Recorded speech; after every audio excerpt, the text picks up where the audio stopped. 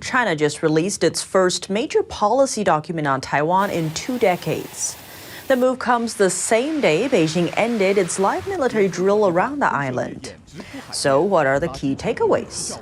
The document says even though Beijing will try its best to achieve what it calls peaceful reunification, it will not renounce the use of force. Reunification is how Beijing describes its efforts to take Taiwan. It sees the island as its rightfully Chinese territory, though the Chinese Communist Party has never ruled Taiwan. The regime's document also took aim at Taiwan's ruling party, the Democratic Progressive Party. It says authorities in that party are undermining the prospects of peaceful reunification, adding that these are obstacles that must be removed. In previous white papers, Beijing said it would not send troops or administrative staff into Taiwan after taking it over. That line was left out of the latest document. In response, Taiwanese President Tsai Ing-wen said Beijing's purpose is to threaten Taiwan. She also pointed out that the regime is trying to appeal to some Taiwanese politicians that are inclined to compromise with Beijing. What's more, Tsai criticized the opposition party. The same day China ended its military drill, the vice chair of the opposition party led a delegation to visit mainland China.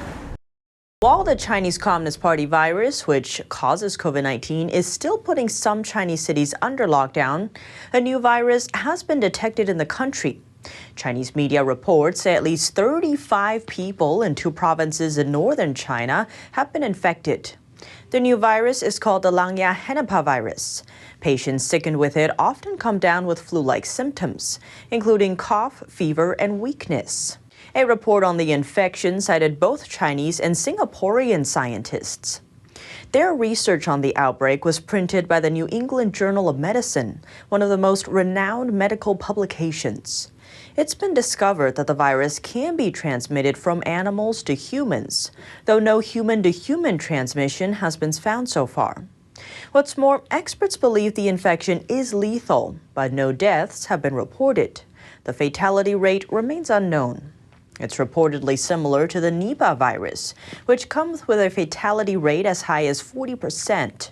Shrews have been named the infection's most likely carriers, with dogs and goats following behind. A new milestone for a grassroots organization that's helping people quit the Chinese Communist Party. At a rally, the organization announced that the number of people who've quit the CCP has reached 400 million. NTD's Jason Perry was there. I'm here in Queens, New York at a rally, and they're celebrating reaching the milestone of 400 million people who have quit the Chinese Communist Party. To put that in perspective, that's about 70 more million people than the population of the United States. Now this number includes the Chinese Communist Youth League and the Young Pioneers, which almost all school-age children are forced to join. The movement to quit the Chinese Communist Party, or CCP, began in 2004 after the Epoch Times published the 9 commentaries on the Communist Party. It details the dark history of the CCP, including the Tiananmen Square massacre and the persecution of Falun Gong, also known as Falun Dafa, a spiritual practice based on truthfulness, compassion, and forbearance. The organization is called the Global Service Center for Quitting the Chinese Communist Party. Millions of people have visited the website to disavow their affiliation to the CCP after learning of its atrocities and the tens of millions of people killed under its rule.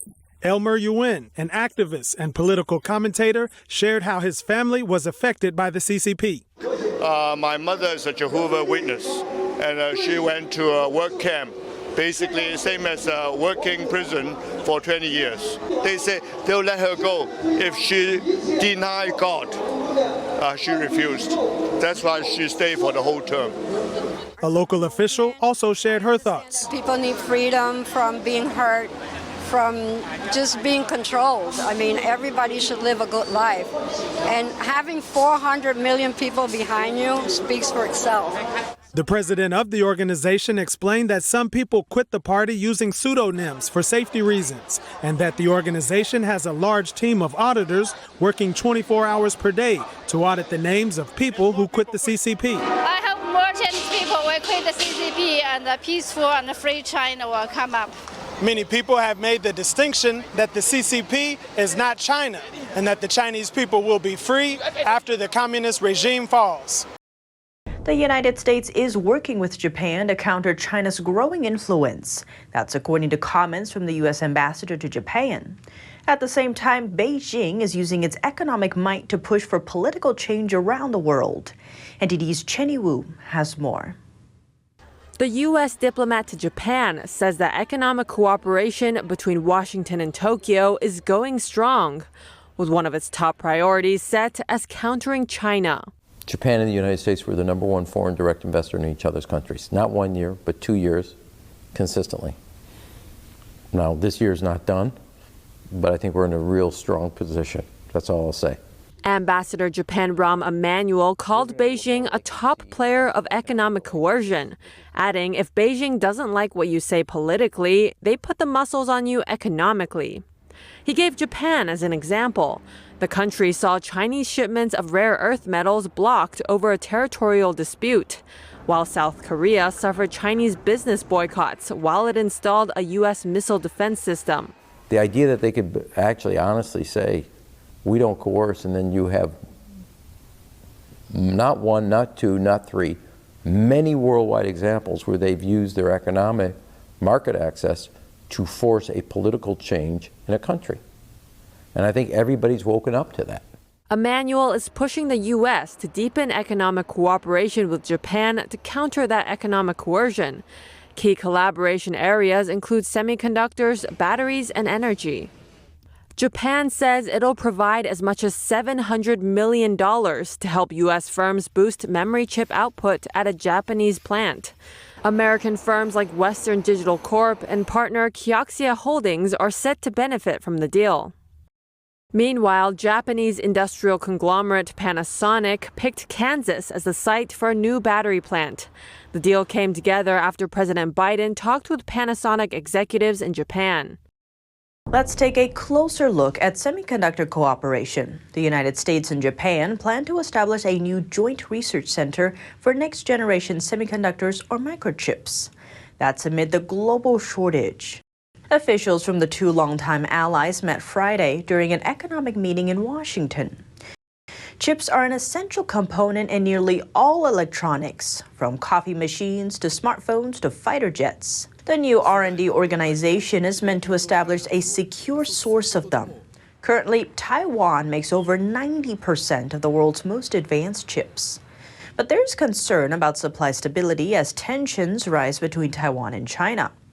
Beijing views the island as a renegade province and has threatened to take it by force. Details of the plan were not immediately released, but Japan's Nikkei Shimbun newspaper said research of 2-nanometer semiconductor chips would begin in Japan by the end of this year.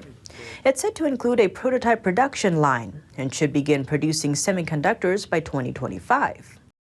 Up next, bad news for coffee lovers in China. Starbucks sales in China plummeted in the second quarter, largely due to the country's strict COVID-19 restrictions. In the 3-month period ending July 3rd, sales at Starbucks' Chinese locations, open at least 13 months, plunged a staggering 44%. The chairman of Starbucks China cited mobility restrictions and lockdowns implemented under China's zero COVID-19 policy. Starbucks' largest Chinese market is Shanghai, which was totally locked down for about 2/3 of the quarter. Poor profits in China led the company's international sales to fall 18% in the quarter. Starbucks sees China as one of its most important markets. The coffee giant has more than 5,700 locations there. Officials in Australia are placing partial inflation blame on the country's biggest trading partner, China. The country's treasurer says Beijing's pandemic policies are a factor out of Australia's control.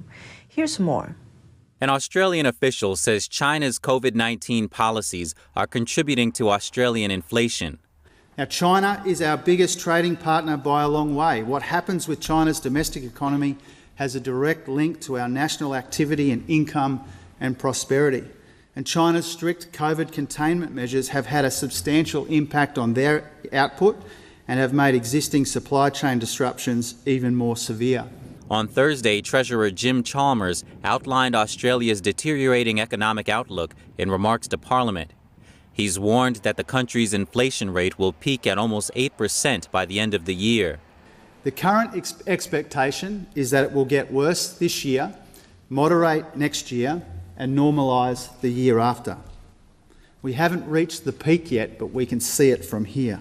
He pointed out that some of the factors affecting inflation were outside of Australia's control, including China's COVID-19 policies. That undermines energy and food security and dramatically pushes up global prices. And all of this puts pressure on our economy and our budget. Chalmers' statement came after the release of new figures showing inflation as of June this year rose by 1% since March. A British industry leader confirms that UK companies are leaving China. Let's take a closer look at why and what's driving the shift. British businesses are cutting ties with China, reportedly because of concerns tied to rising political tensions.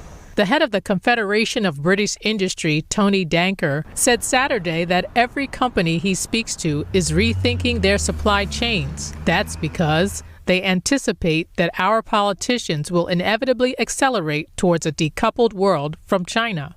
China was Britain's biggest source of imports last year, accounting for 13% of its total. But British security concerns have risen in recent years, fueled by many disagreements, including over Hong Kong. Last week, the head of the UK's intelligence service said China has become the country's top security concern over counter-terrorism. Britain has also increasingly blocked Chinese takeovers of companies on national security grounds. On top of that, the remaining candidates for UK Prime Minister have said they intend to take a tougher line on China. Back to Danker, he mentioned U.S. influence has also played a role, noting how growing U.S. concern about China has made British companies more wary about being dependent on Chinese suppliers.